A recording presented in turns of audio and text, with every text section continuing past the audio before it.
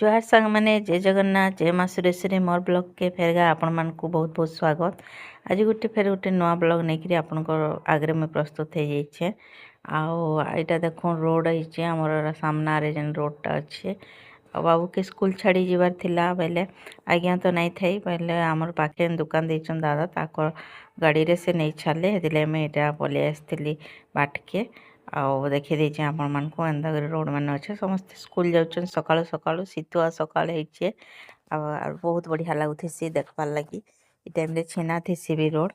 ତାପରେ ଏଇଟା ମୁଇଁ ଗାଧି ଗୁଧା କରି ପଳେଇ ଆସିଲି ଉପରକେ ଆଉ କପଡ଼ା ଶୁଖାବାର୍ ଲାଗି ଆଉ ଶାଗ ବି ଧରି ଆଣିଛେ ମୋର୍ ସାଙ୍ଗେ ମୁଇଁ ସେଟା ଏଇଟା ବାଛବାର୍ ଲାଗି ଧରି ଆନସି ଖରାରେ ବସିକରି ବାଛି ଆସି ବହୁତ ଭଲ ଲାଗ୍ସି ଖରାରେ କାମ କରବାର୍ ଲାଗି ବୋଲେ ଛୁଚେ ବସିଥିବୁ ଯାହା ଶାଗ ବାଛି ବୁଛା ଦେଲେ ଏନ୍ତା ଏକ୍ସଟ୍ରା ଟାଇମ୍ ବାହାର କରିକି ଯଦି ଏନ୍ତା ଶାଗ ବଛା କି କାଣା କାଟବାର୍ ଥିବା ବେଲେ ମୁଇଁ ଧରି ଆନସି ଉପରକେ ଆର୍ କରସି।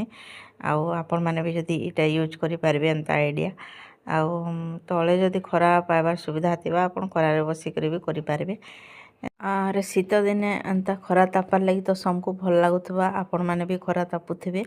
ଆଉ ଖରା ଦିନେ ତ ଖରାରେ ବସି ନା ହୁଏ ଶୀତ ଦିନ ଖରାର ମଜା ନେବାକେ ପଡ଼୍ସି। ଆଉ ହେଥିର୍ଲାଗି ମୁଇଁ ଇ ଟାଇମ୍ରେ ସବୁ ଜିନିଷ୍ ଆନିକରି ଉପରକେ ବଛା ବଛି କରିଦେସି ଆଉ ତଳକେ ଯାଇକରି ରନ୍ଧା ରନ୍ଧି କରସିଁ।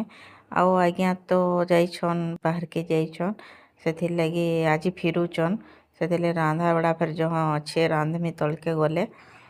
ଆଉ ଯଦି ନିଜର କାମ ପଟାବାର ଅଛେ ଆପଣମାନଙ୍କୁ ଜଲ୍ଦି ତାହେଲେ আগর ଦିନୁ ବି ଆପଣ ଏନ୍ତା ଶାଗ ବଛା ପନିପରିବା କଟା ଯଦି ସାରି ଦେଇଥିବେ ତାହେଲେ ଜଲ୍ଦି ରନ୍ଧା ସରି ଯାଇସି। ମୁଇଁ ଏବେ ଏନ୍ତା କରୁଛେଁ ସବୁ ଆଗରୁ କାଟି ବାଛିକରି ରଖିଦେସି ଆଉ ଜଲ୍ଦି ଖାଲି ରାନ୍ଧବାର୍ ଥିସି ତଳକେ ଗଲେ ହେଥିର୍ଲାଗି ବହୁତ ଅସୁବିଧା ବି ହେବାକେ ନାଇଁ ପଡ଼େ। ଦୁଇ ଦିନ ହେଲାନ ଆଜ୍ଞା ନାଇଁନ ଆଉ ମୁଇଁ ଆର୍ ବାବୁ ଏକଲା ଅଛୁଁ ବୋଲେ କାମ ବି ଟିକେ କମ୍ ହଉଥିଲା। ନାଇଁ ପହିଲା ଦିନ ବେଶୀ ହେଲା ମୋର୍ ଦିଅର ଘରେ ଆସିଲେ ସେମାନଙ୍କ ଲାଗି ରନ୍ଧାବଢ଼ା କରବାକେ ପଡ଼ଲା।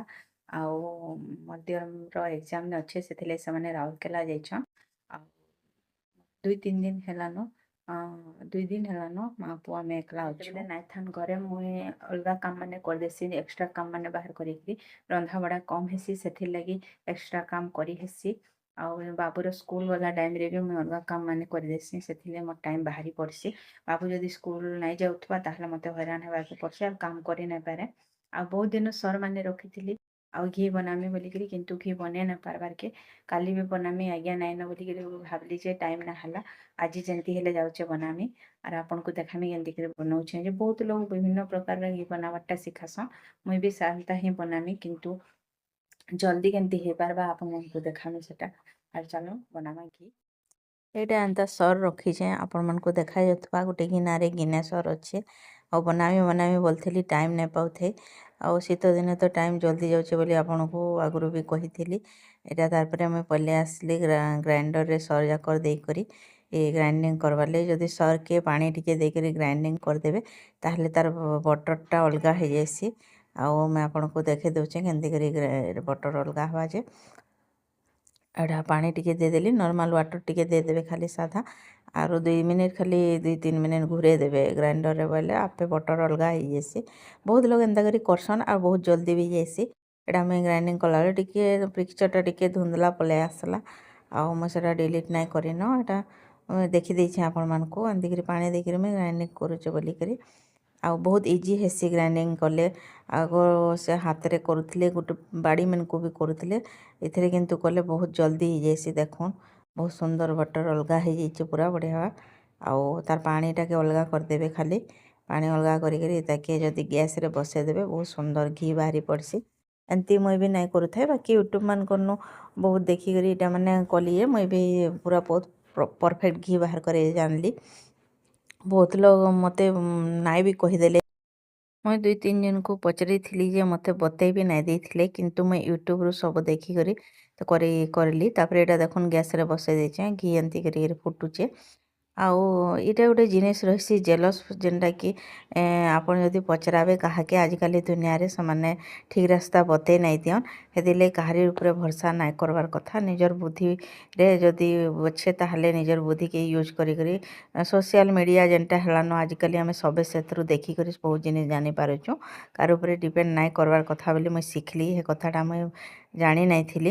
ମୁଇଁ ବହୁତ ଲୋକଙ୍କୁ ବିଶ୍ୱାସ କରିକରି ବହୁତ ଜିନିଷ୍ ପଚରାସିଁ କିନ୍ତୁ ସେମାନେ ଠକୁଥିଲେ ଆଘ। ଏବେ ସେ ଜିନିଷ୍ ନାଇଁ ହେବାର୍। ମୁଇଁ ଆଗରୁ ଏସବୁ ଜିନିଷ୍ରେ ଫେସ୍ କରିଚେଁ ହେଥିର୍ଲାଗି ଆପଣମାନଙ୍କୁ କହୁଚେଁ କାହାରି ଉପରେ ବିଶ୍ୱାସ ନାଇଁ କରବାର୍ କଥା।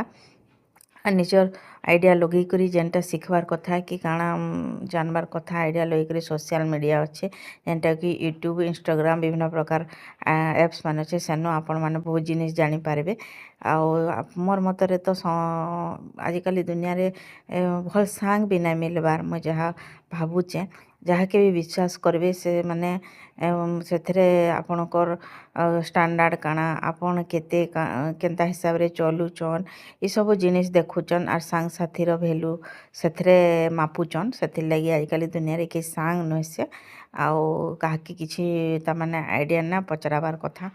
ଆଉ ନିଜେ ନିଜେ ଯେନ୍ ଜିନିଷ୍ ନିଜର ମା ବହେନ ଯାହାର ବି ବିଶ୍ୱାସ ଉପରେ ସେନ୍ତା ଲୋକକୁ ପଚରେଇକରି ପଛେ କରବାର୍ କଥା। ଆଉ ସମସ୍ତଙ୍କର ଉପରେ ବିଶ୍ୱାସ ନାଇଁ କରବାର୍ କଥା ବୋଲି ମୁଇଁ ଭାବୁଚେଁ। ବହୁତ ଲୋକ ଅଛନ୍ ଦୁନିଆରେ ଯେନ୍ଟାକି ଆମର୍ ଉପରେ ତାକର୍ ବହୁତ ଜେଲସ୍ ଥିସି ସେଥିର୍ଲାଗି ସେମାନେ ସବୁ ଜିନିଷ୍ ବତେଇ ନାଇଁ ଦିଅନ୍ ଆର୍ ନାଇଁ କହନ୍। ମୁଇଁ ତ ହେନ୍ତା ଜିନିଷ୍ ବହୁତ ମୋର୍ ମ୍ୟାରେଜ୍ ପରେ ଆରୁ ମ୍ୟାରେଜ୍ ଆଗରୁ ତ ହେତେ ଆଇଡ଼ିଆ ନାଇଁ ଥାଏ। ମ୍ୟାରେଜ୍ ପରେ ବହୁତ ଜିନିଷ୍ ଫେସ୍ କରିଚେଁ ଆର୍ ଆପଣମାନେ ବି ଟିକେ ଦେଖିକରି ଆଇଡ଼ିଆ ଲଗେଇକରି କରିବେ। ଆରୁ ବହୁତ ଲୋକ୍ ଥିସନ୍ ଆଉ ଯଦି ଆପଣ ସର୍ଭିସ୍ କରୁଚନ୍ ଯଦି ବାହାରେ ବି ରହୁଚନ୍ ତାହେଲେ ଆପଣଙ୍କର ଉପରେ ଜେଲସ୍ର ତ ଆହୁରି ପ୍ରଭାବ ଥିସି। ଆଉ ବହୁତ ଲୋକ ଆପଣଙ୍କର ଉପରେ ଜେଲସ୍ ରଖିବେ। ଯଦି ସର୍ଭିସ୍ ଅଛନ୍ ଆପଣଙ୍କର ହଜବେଣ୍ଡ ହଉ କି ଆପଣ ନିଜେ ହୁଁ ତାହେଲେ ବହୁତ ଲୋକ କହେସନ୍ ଚାକିରି କରୁଚନ୍ ଏମାନଙ୍କର କାଣା ଅଭାବ ବୋଲି ଭାବସନ୍ ଆର୍ ସବୁବେଲେ ଆପଣଙ୍କର ଉପରେ ଜେଲସ୍ ରଖସନ୍ ଯେନ୍ଟାକି ସେଟା ଲୋକ୍ ଜାଣିଲେ ବହୁତ ଖରାପ ଲାଗ୍ସି। ହେଲେ ମୁଇଁ ଟ୍ରାଏ କରସିଁ ଯେ ସବୁ ଜିନିଷ୍ ମ୍ୟାନେଜ୍ କରବାର୍ ଲାଗି ମୁଇଁ ଘରେ ହଉ କି ବାହାରେ ହଉ ସେ ଜିନିଷ୍କେ କେନ୍ତିକିରି ମ୍ୟାନେଜ୍ କରିବେ। ଆଉ ଯଦି ମ୍ୟାନେଜ୍ ନାଇଁ କରିବେ ତାହେଲେ ପ୍ରୋବ୍ଲେମ୍ ହେବାକେ ପଡ଼୍ସି। ଆଉ ଲୋକ ଦେଖିକରି ଟିକେ ତାମାନେ ଦେଖି ଚାହିଁକରି ଚାଲ୍ବାକେ ପଡ଼୍ସି।